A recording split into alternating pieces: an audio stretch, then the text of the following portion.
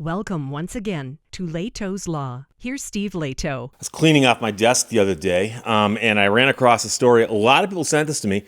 It's another Institute for Justice story, and I meant to do it, and I just had other stories jump in front of it. They do that. So this one, I'm going to read to you directly from the press release from the Institute for Justice's own website. Michigan Green Cemetery. Michigan couple file lawsuit against Brooks Township for violating Michigan constitutional right to open business.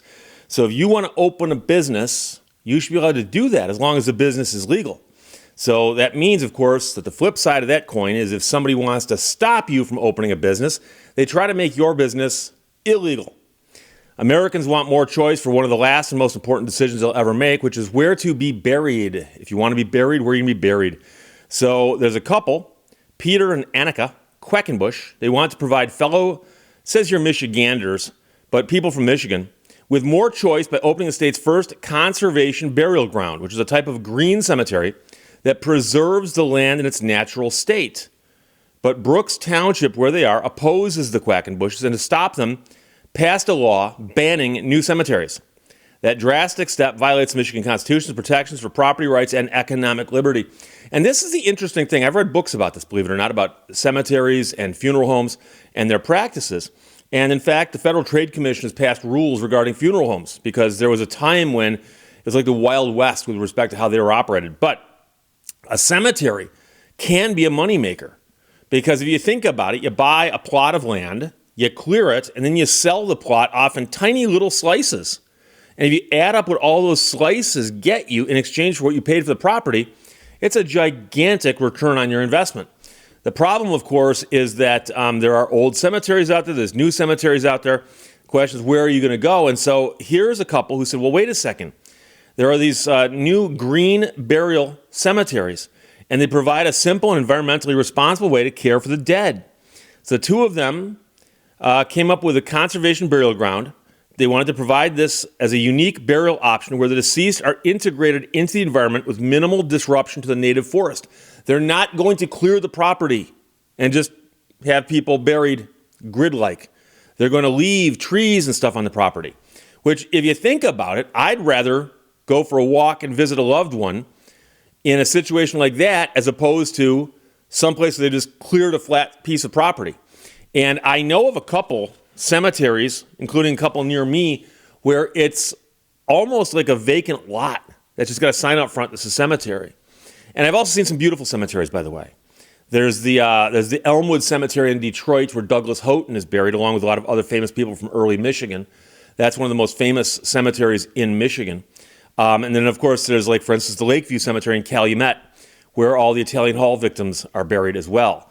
And I've been there, and that's a pretty old cemetery. But here, Peter has a passion for nature. He has a PhD in biology, and he realized about a decade ago that green burials align with his and his wife's personal philosophy of sustainability and closeness to nature. So they decided to open a burial forest, and they found the perfect location last year in Brooks Township, Michigan. The property is high, dry, and covered in a native forest more than 100 years old. So it'd be ideal for a burial forest and a nature preserve. The Quackenbushes then approached the township's zoning administrator, who told them to develop a site plan and get a conservation easement. And they did those things because they were said, they do these things and we'll hook you up. They followed the instructions, and they took additional steps to ensure the cemetery would comply with green cemetery certification requirements and state health and safety standards. By the way, you should know that I've had people ask me about the requirements and legalities of burying somebody. And it used to be in the old days, there were almost no rules on it. Now, there are rules on how you handle somebody who's passed away. And it might be that a doctor or a medical examiner's got to sign off on a death certificate. And the death certificate will ask, where is this person going to go? And if they're going to go to a funeral home, then the funeral home will often be listed on a death certificate, as well as where their body's going to go. And it's going to get cremated, they'll list the crematorium. And if they are going to get buried, they'll list the cemetery. And so in the old days, it was not uncommon for there to be a family plot on private property. Somebody's got a huge estate, and they go, we got a plot over there where we bury our relatives. And before you call me a liar on that, go visit Graceland. where Elvis Presley had lived. And you'll see the graves right there. So the two of them were ready to move forward when the township board passed the cemetery ordinance, a ban on any new cemeteries in the township. And they were spurred on by a small group of activists. Despite strong support for the plan from a large portion of the community, the board passed the ordinance specifically to prevent these people from opening their cemetery. That's unconstitutional. And in case you're curious, because some people will say, but Steve, how do we know that?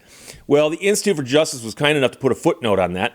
And if you look the footnote up, they've actually got the minutes from the meeting where they discussed the Green Cemetery and its planning stages, as well as emails back and forth between the people at the township. And they actually say, if you want to see the discussion on this, what happened behind the scenes, you can check this out. So the Michigan Constitution protects individuals' rights to use property, private property, and engage in any business that does not harm the public. The ban infringes on exactly those rights, prohibiting the Quackenbushes from using their property for a legal and productive economic purpose. Caring for the dead is a fundamental and unavoidable human need. Operating a conservation burial ground is a safe, productive, and legitimate way to earn a living.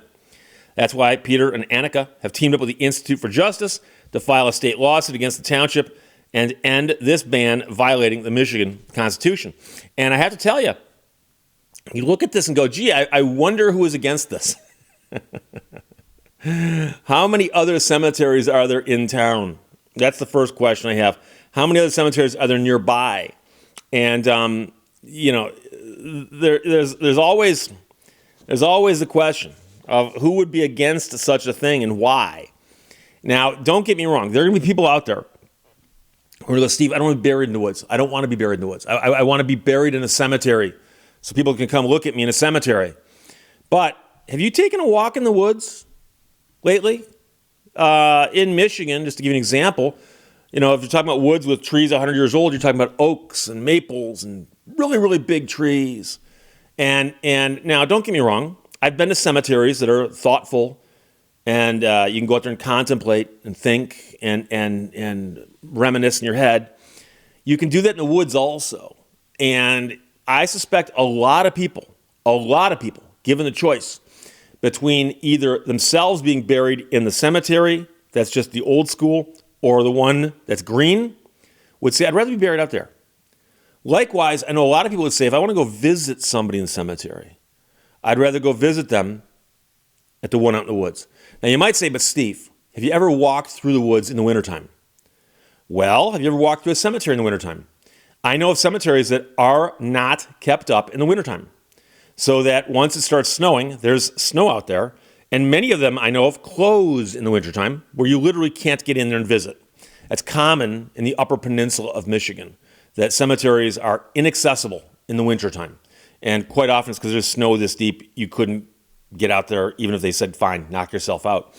But I'm sure that a cemetery that's out in the woods will have paths and so on to get where you need to go. I'm assuming they'd have to come up with some kind of system to let you know where somebody is, so you don't get lost in the woods trying to find the burial site.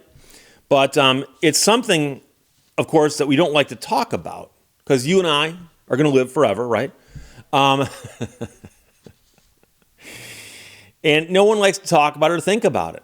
But unfortunately, somebody's got to talk about it. Somebody's got to think about it. Somebody's got to plan. And I will tell you right now that I've often thought about different jobs, different professions. And there are a few professions out there that I can't fathom. I can't imagine trying to do them if I had to do them. And one of them would be to be a funeral home operator. And I've known and encountered funeral home operators before. And the ones I've met, luckily, were all good people. And I'm not saying that they're all bad. I'm literally saying that the ones I've met were good. I've seen some stories in the paper that weren't good, but nothing that personally touched me. And I've mentioned before, my mother passed away a few years ago, and went to her funeral. And it was in the Upper Peninsula of Michigan. Like I've mentioned, I have a connection up there. And there were people involved in that process, including the woman who spoke at graveside. And I met the nicest people. And luckily, a lot of the people who can handle that get called to that profession. And so in that respect, the fact that I can't do it makes me admire and respect people who can. So I salute Peter and Annika Quackenbush for trying to start this green cemetery, because it sounds like such an interesting idea. And is it a threat to, I don't know, old school cemeteries? It might be, I guess, but competition is just a fact of life. And so I'm pulling for these people. And of course, they were represented by the Institute for Justice, who heard about a couple trying to start a business, and that the local township just passed a new law saying, no more cemeteries, no more cemeteries. And that seems wrong. So as I always tell you at the end of these videos, the Institute for Justice does great work, but they're supported entirely by the donations of people who simply believe they're doing good work and deserve support. They're a nonprofit, all of that, of course, but I'll put the link to them in the description below the video. And even if you can't donate, just go check out their page and see what kinds of stories they have, because they're doing all kinds of interesting stuff with interesting cases, but many of these cases have much bigger issues. So imagine that you were trying to start a business and your local township passed a law saying, no more of that business. Just that business. The one you're trying to do, no more of that. No more of that. And so they're going to make a point here and hopefully create some good case law to keep other boards from doing these kinds of actions. So I love the Institute for Justice. I support them, and I hope you do too. But like I said, even if you can't, just go and check out their website, which is in the link below the video.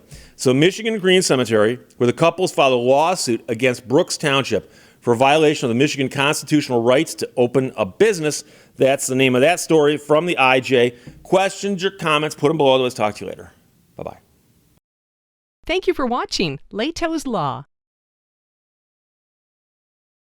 Life's too mysterious to take too serious.